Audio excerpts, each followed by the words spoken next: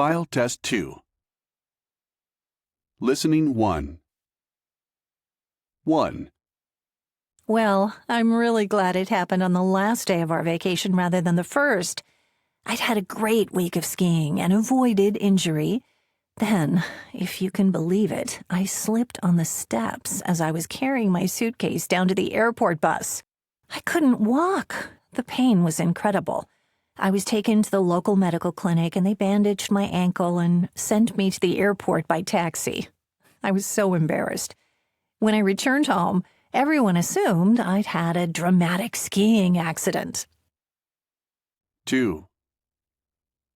I've never known pain like that. I felt sick and dizzy, and there was a loud noise that sounded like a helicopter was taking off right beside, almost inside my head. I knew immediately that it was an infection, and I needed antibiotics. I went to the doctor, but I could hardly hear what he was saying.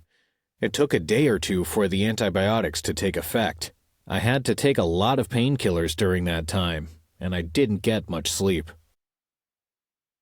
3. It was on a long bike ride, about 35 miles through the countryside. I had plenty of water, snacks, and a lightweight, waterproof jacket. I thought I'd be fine since the weather was mild. But then, as I was riding through the hills, the temperature dropped unexpectedly. Soon it was pouring rain, and I just got colder and colder. I started to feel really ill, but I knew I couldn't stop in the middle of nowhere. Finally, I came to a small village. I walked into a cafe and fainted. 4. Seriously? I'll never eat food from there again. I'm so disappointed. We've been going there for years, and the food's always been good, really consistent. But then, I've heard the chef has changed recently. It tasted fine, but I knew quite quickly that there was something wrong. You know, I started to feel kind of funny. Well, within 3 hours, we were all vomiting. We called them the next day to complain. And guess what? They offered us free takeout next time. Well, I won't be risking that again. 5. Well, I had absolutely no idea I had a problem with them.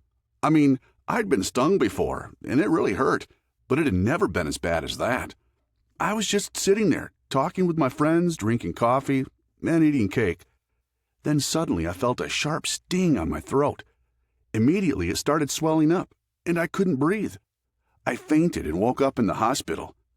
I used to try to be calm around wasps, but I'll run away from them from now on.